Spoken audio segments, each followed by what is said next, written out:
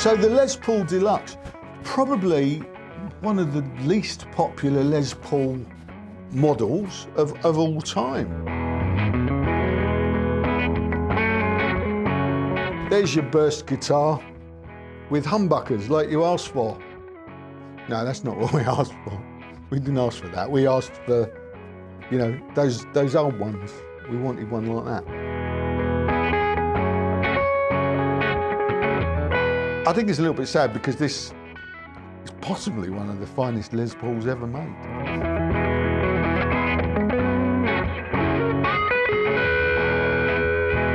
I think it is secretly the one everyone wants, but not the one that everyone will buy because they're too expensive, aren't they? Well, fortunately, you've got a chance to win this one. I need to just get rid of this and get the money back, so I'm raffling it off.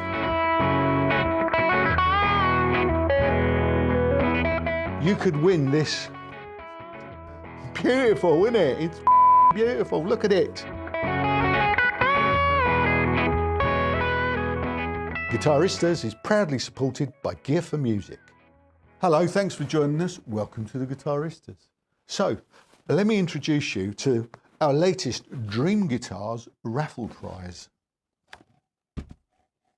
It's this. I can hardly believe it myself. It's a Gibson Les Paul 70's Deluxe. What a beauty. Now, just before you get too excited, for the avoidance of doubt, it's not this one. Okay, this is my vintage one, 1973-74 Les Paul Deluxe, an original 70's Deluxe from the 70s, what I acquired recently.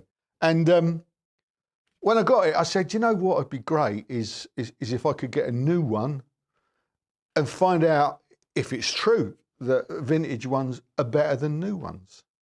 So I thought, yeah, we've got an opportunity here. I'll get one and then I'll raffle it off to get me money back. So I did. Let me put this down. And here it is. It's actually nearly new, lightly used. The Sunburst one is actually discontinued now. You can get, hang on, you can get gold ones or wine red ones. £2,649 recommended retail. Street price on those is a little bit keener. This one here, so I got this lightly used. I paid 1,800 quid, so, you know, a lot of money, a lot of guitar though. I've got to say, I've been playing this for the last couple of days at home and I like it actually a lot. So what we're going to do is, well, we're going to review this one today, and then next week we're going to do the comparison back to back with the vintage one. Lots of sound samples and, you know, measurements and all that stuff to see which one's better, really. See if we can answer that. Sorry, there's a bit of fluff on my tuner. I couldn't resist. I couldn't stop myself. Sorry. I've got a bit of fluff on my tuner.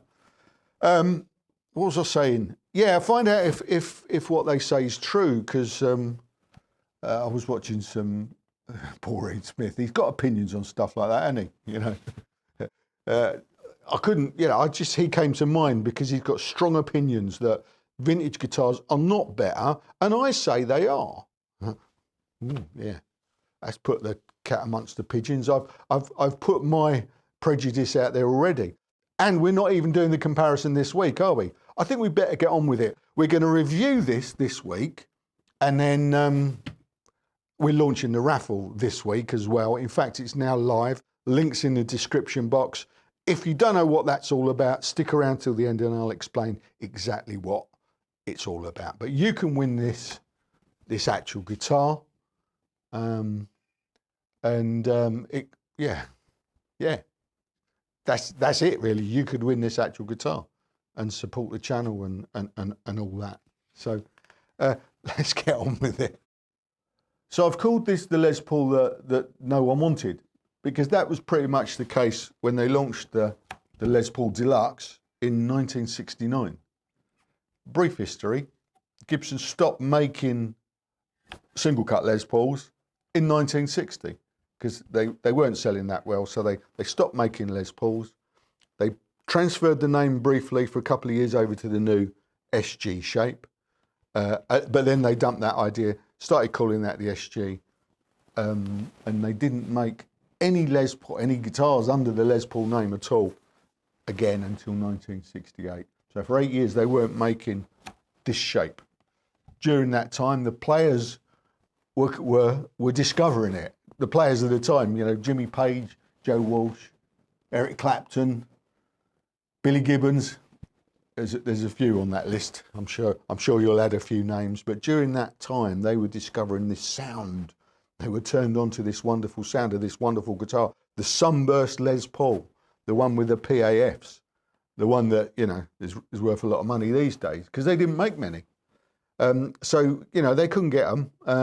Gibson eventually caught up and thought, we'll start making them again. So they did. In 1968, they launched the new range with the 2 pickup Les Paul Custom and the P90 loaded gold top, but no Sunburst. So after a while, people came, no, they're not the ones we actually wanted. We wanted the one with the humbuckers. So in 1969, they launched the humbucker version, but they cheaped out a little bit, really. I think it was a decision made by accountants at Gibson. They had these bodies routed for P90s, and they had this pickup that Seth Lover, who'd invented the original PAF. Well, he designed this because he actually thought the PAFs were too big and didn't look right. So he'd invented this mini humbucker. So they worked out that they could put the mini humbucker in the P90 routings with this surround that was actually, I believe, made from a P90 cover, and Bob's your uncle. There you go, there's your humbucker Les Paul, guys. But they weren't the right humbuckers, so they weren't widely popular. Eventually, Gibson reintroduced the full-size humbucker version of the Sunburst Les Paul and caught up with what everyone was asking for. So this one, the Les Paul Deluxe, it wasn't what they wanted, and it only lasted until 1982, I think it was. But I think it's a little bit sad because this is possibly one of the finest Les Pauls ever made. So let's get into it. To all intents and purposes, it's a standard Les Paul. It's a mahogany body with a maple cap. You can see this is 2 pieces, got a seam just down the middle there. Plain top, they'd call that, wouldn't they? Nice, isn't it? I love this kind of top. The burst colour on this, it's a little bit veering towards what you might call clown burst. You have to be careful with cameras because cameras don't like red for some reason. So depending how the light's hitting it is how you'll see it. It's not offensive. It's not too pink in reality. If it looks pink on the cameras, it's the camera's fault. It's not really pink. Yeah, it's not offensive. It's nice. I also noticed that on some of the cameras, particularly that one, the actual burst is quite dramatic. There's more of a fade to it. Again, your eyes see it slightly differently. So what I'm saying is this is an attractive guitar. It looks good. It does look good. It's got a set neck. Now they call this a medium C profile. We'll have a look at the measurements in a minute. Before we do that, let's weigh it. Now these guitars were renowned for being heavy. The 70s ones in particular, they're all kind of, you know, in the 10, some of them 11 pounds, you know, which is, ooh, I was just thinking about it. And I've been tracking the new ones online for some time because I've been planning to get one of these for ages, or wanting to get one of these for ages. And all the weights that I'd seen listed on you know, on the websites. They're all in the sort of 10 plus. But I think I might have got lucky with this one. Let's find out.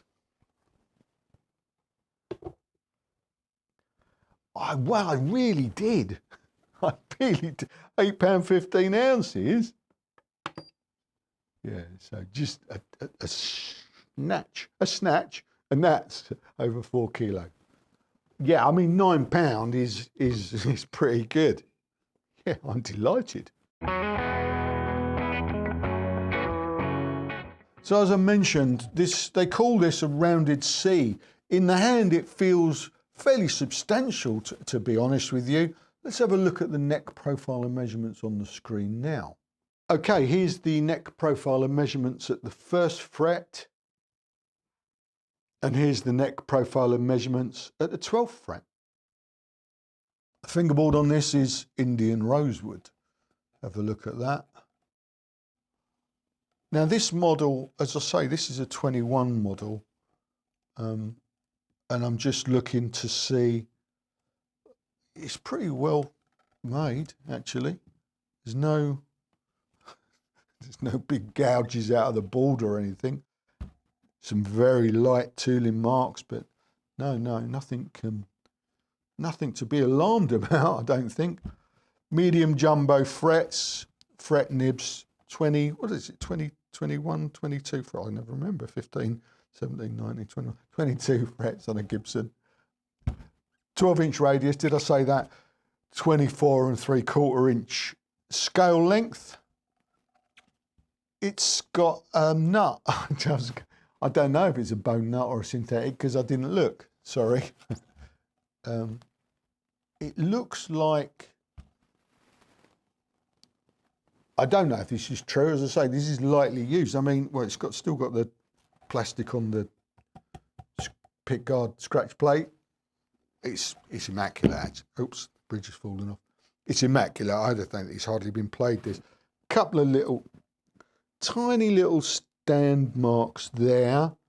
I'm just pointing those out for the eventual winner. They can complain.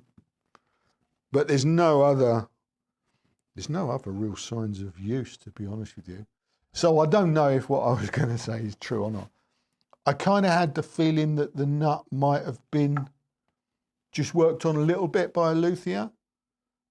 I don't know if that's true at all. It just looks, I don't know. I don't know. What am I talking about? I'm talking nonsense now. Right, let's, the bridge. We'll get to the bridge in a second. The headstock is, well, I'll show you next week. Not really, it's not, I suppose, I don't know if this is meant to be vintage correct. In a lot of ways it isn't going to be, and as I say, next week we'll do the comparison so I can show you what the differences are between the vintage one and this one. It's got a standard Gibson headstock with a proper inlaid mother of pearl logo. Deluxe, they call that a hot stamped truss rod cover. Gibson Deluxe Keystone tuners, the big versions of the Cluson Deluxe styles, which I always think are just they're too big. Just put the original style smaller ones on, and it's got nuts holding them on. And then, of course, we've got the bridge, which is really light. It's a Nashville style. It's super light, that is. Crazy light, so light I'm going to have to weigh it. Sorry, I have to know. 30 grams. Yeah, that's a very lightweight Nashville bridge. Ali, I suppose, aluminium. The tailpiece is definitely aluminium. There you go, advanced plating. 35 grams. Nice kit. Nice kit if you believe, as I do, that lightweight hardware is less tone sapping. Yeah. I just want to remove the pickguard, just so we can have a look. There you go. So that's what it looks like under the guard. That's nice, couple of nice little mineral mark specks or whatever you call them. I like this. It's got a, you know, this kind of bullseye. Can you see that on the camera? I like that. It's attractive, isn't it? Right. As I say, the plastic's still on this. I'll leave that on there. So it'll look like new, won't it? When the new owner takes that off, they'll probably want to put that back on. I will put it back on anyway. Right, let's take some pickup readings before we have a look underneath them. Right, mini humbuckers. Bridge, 6.13 kilo ohms, and the inductance, 2.74 Henrys. Over to the neck, 6.14K. The inductance is 2.76 Henrys. Middle, just for fun, 3.07K. So, you know, fairly low readings because they're smaller bobbins, less wire, lower resistance readings, I think. Is that right? I don't know how these are fixed. And when I reviewed the vintage one a few months back, I bottled out at this point because I just didn't know, and I didn't want to break it. I'm thinking this is less likely to break, and hopefully will show me how it actually works.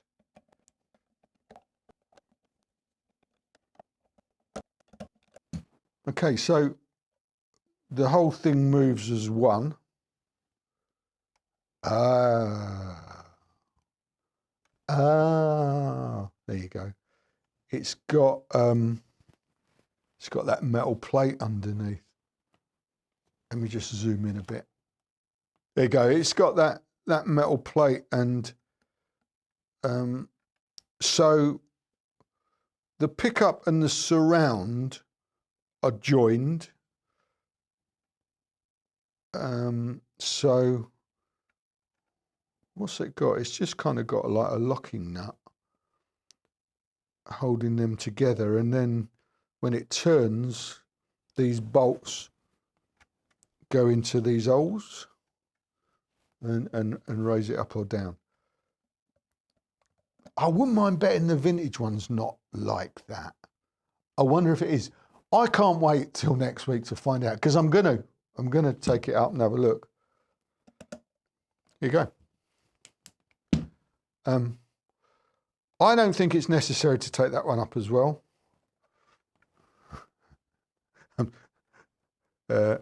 It's going to be the same, but I can tell you what, it's going to be different. This says Rhythm LP Deluxe, 2nd July 21. This pickup was made. It's got a patent number on the bottom, and the other one's just going to say Lead LP Deluxe. So we'll leave that be. We'll screw this back, and then we'll flip it over and have a look in the control cavity. Here you go. Gibson 500K pots.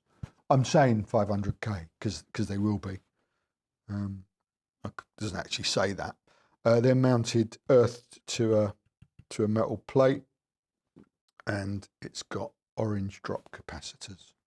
It looks just like a Les Paul, doesn't it, in there? I did test those controls at home, and it sounded pretty sweet. So I'm looking forward now to putting it all back together, putting a new set of strings on, plugging it in, and seeing what it sounds like. So see you in a minute. Right, here we go. New set of Ernie Ball regular slinkers. This is what it sounds like unplugged.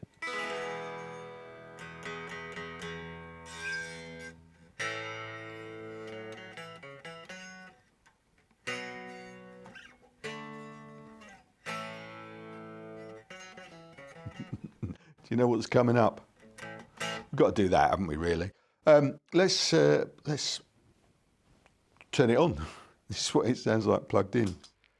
No pedals at the moment. On the board, I have got the Clone. I have got the Nobels ODR1, and I have got the Rat, and I may use them. And if I do, I'll show you down there on Croc's cam, yeah. But at the moment, no pedals on at all. This is what it sounds like.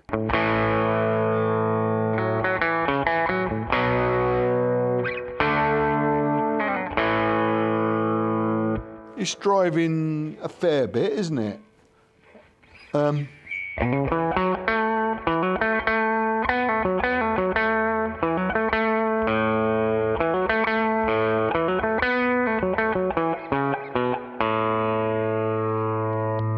Middle.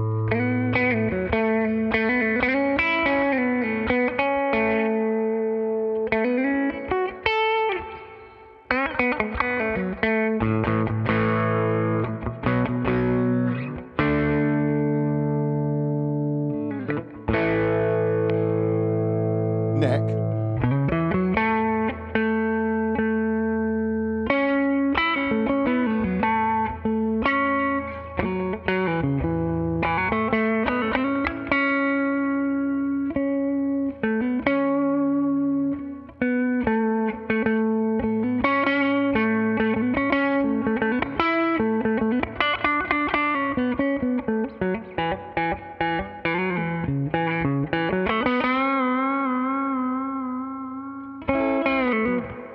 Funky Lizzie.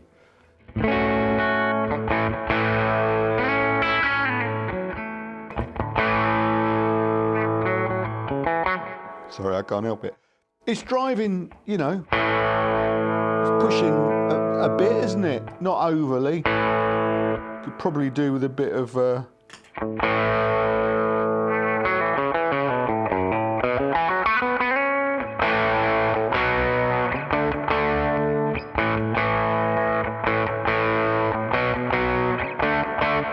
yeah, a little bit of help maybe.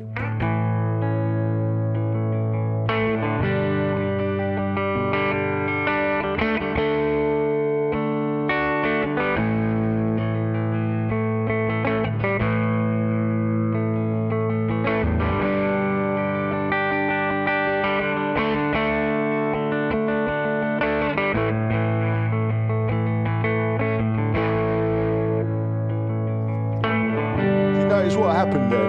The first time round the loop, I missed my cue, which was there. I missed it. So I had to go round again.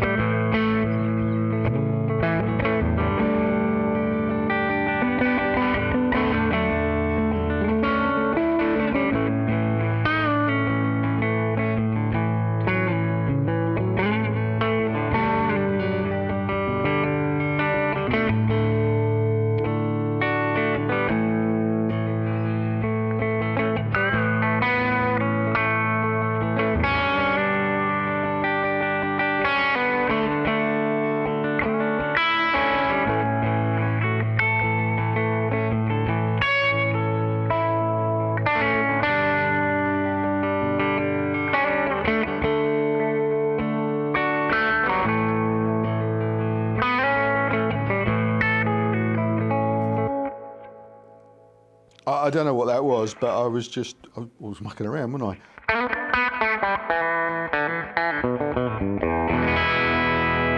Yeah.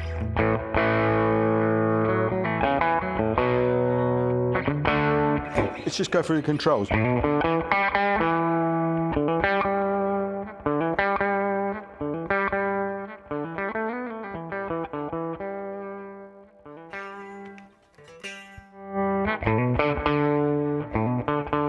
Works really well.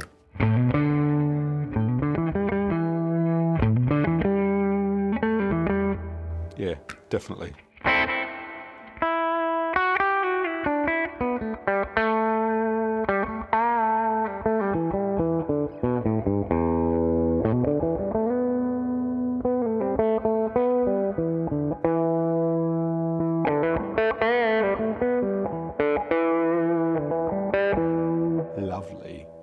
of rat as well.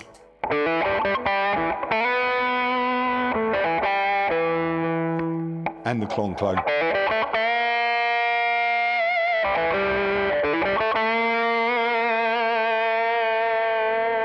Couldn't do it again.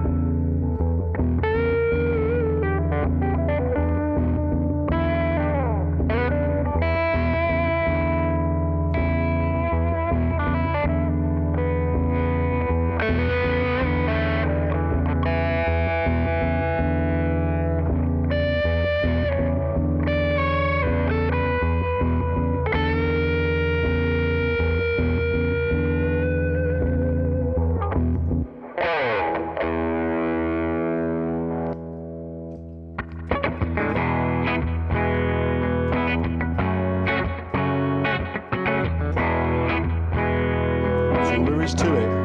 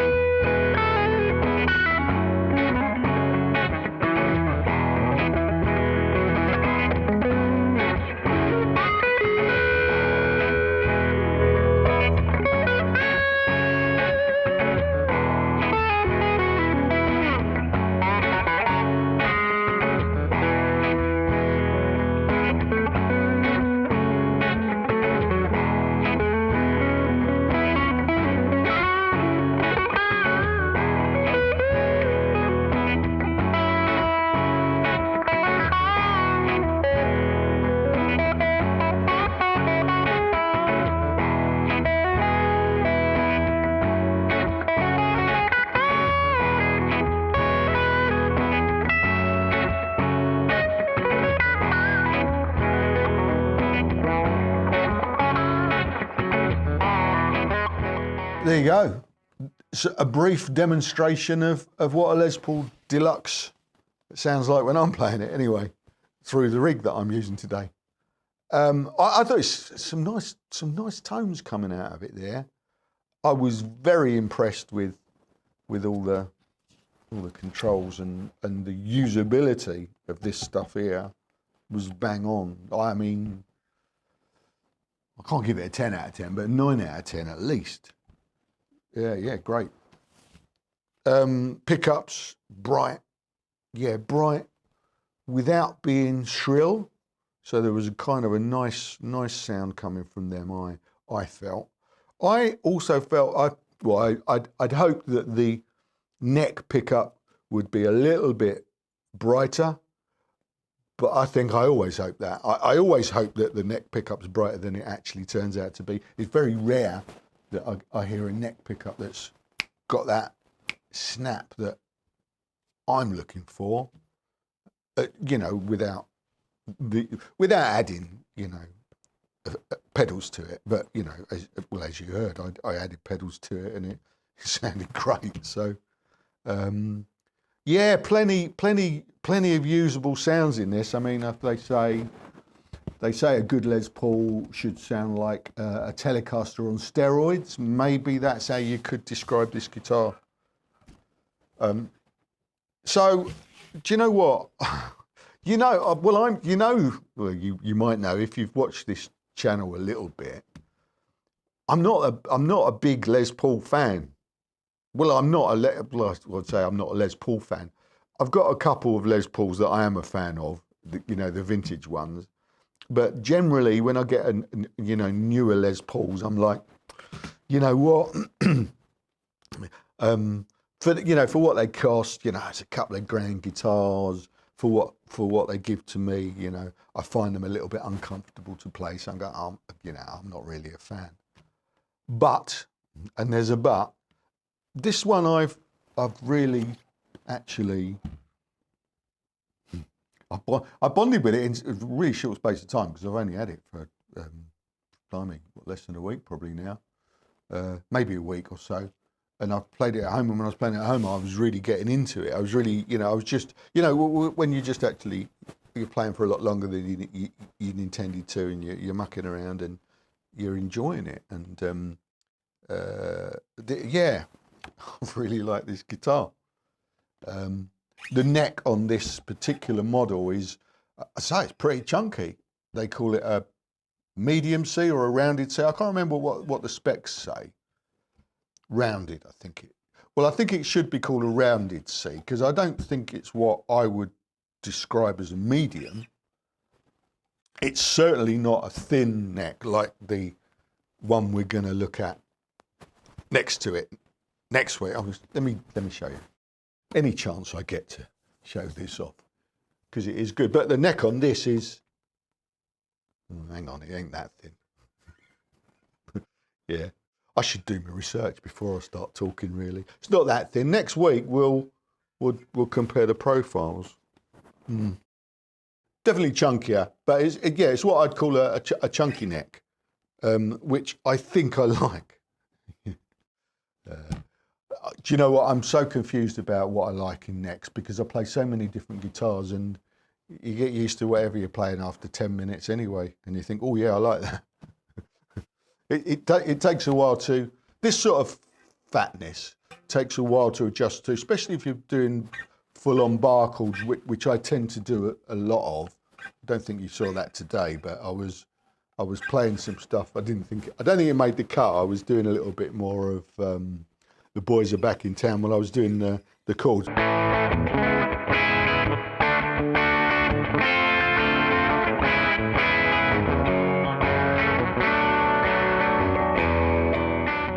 When you pick up a guitar with a chunky neck, if you're not warmed up, you start barring those full chords. It hurts a little bit, and just until you get warmed up. But yeah,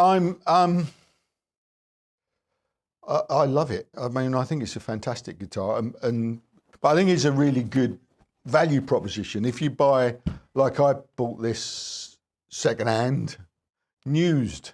I called it earlier, used. That's as new, used. I paid 1,800 quid for it, and you'll probably get your money back, if you can buy them. There aren't many of these out there. Currently, they're not selling the Sunburst anymore. It's discontinued on Gibson's website, just the gold top and the wine red. And seeing as Gibson have just launched a new range of the 68 Les Paul Customs and hiked the price up to like $4,000, I wouldn't be at all surprised if a deluxe version of that is coming down the line. And it's a reason to dump the prices, to try and make them look a little bit more appealing by putting I don't know what they could do to this. I don't think they could make it look more appealing because it's got all the right stuff as it is. Well, no doubt they'll find a way. It's better than it ever has been. And it's now $4,000. I wouldn't be surprised if they did that, because this particular one hasn't sold very well throughout its history. You don't see, well, like I said, it's not the one that everyone wants, really, is it? Well, I mean, I'm going to slightly disagree with it, because I think it is secretly the one everyone wants, but not the one that everyone will buy, because they're too expensive, aren't they, to have a guitar that you think, oh, I quite like that, but it's not the one that I'm going to invest my money in. Well, fortunately, you've got a chance to win this one, as I mentioned earlier, because I need to get rid of this and get the money back, so I'm raffling it off. The link to the raffle is in the description box. It's now live. So if you'd like to, well, stand a chance of actually having this actual guitar, and you'd like to, the point is that the money supports this channel. 10% of what we make goes to charity, and you might win it, okay? There have been winners. I think this will be the 6th nice guitar that we've raffled off, and so there have been some pretty happy people out there. £5 a ticket, buy a ticket or two, support the channel, and it enables me to buy guitars like this, to review, to make content, and then flip without losing money on them, because I can't afford to keep doing that, unfortunately. The channel can't survive without me doing this, without the support from our channel partners, Give for Music, and without the support from all of our members over on the guitaristas.tv channel. Because YouTube, well, it's not supporting the guitar community. You've seen all the films that people are making. It's dead, they're saying. GuitarTube is dead. Essentially, people are getting fed up with what's been called an echo chamber of people reviewing the same products for cash, and they're bored. People are bored with that. So I've always tried to avoid that. I don't make reviews for cash. I make reviews because, well, I review gear that I want to, that I'm interested in. That's all I do. I won't do things for money. I'm very lucky that we've got support from Give for Music that get it, and they well, I think that they get that the whole YouTube thing is changing, and they need to support the community in a different way, okay? By saying, look, here we are, if you want to use us, come on, click on that link if you want. But that's fine, but they're not asking for anything else, okay? And I've got fabulous members that support the channel from $5 a month on the Guitaristas TV channel. Check that out. If you want to look at that, you get all of this content without any adverts, okay? It's just like watching it on YouTube, but without any adverts, okay? And you get it 24 hours early, and some other bonus perks from time to time. Bit of extra content on there from time to time when I find the time, yeah. So, yeah, the raffle, buy a ticket, that supports this nonsense, and you might win. There you go. Links in the description box. That's all for this week. Good luck. Yeah. Oh, yeah, the raffle, yeah. Yeah, info, yeah. The raffle's drawn on Sunday, the 12th of October, 2000 hours on the raffle.com site. So you can watch that live if you participate. There you go. Yeah, that's it. That's all for this week. I'm back next week, and I'm going to do the comparison. This and the vintage one. What's best, new or old? Join us, same time, same place, and find out. Cheers.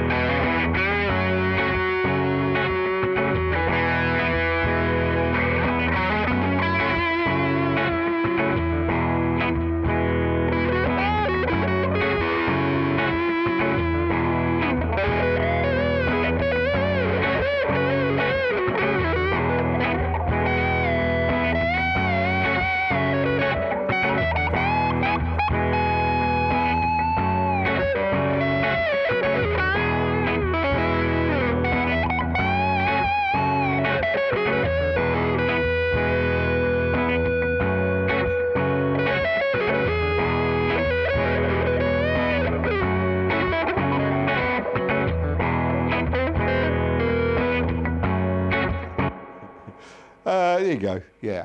There you go. Yeah. It sounds great, doesn't it?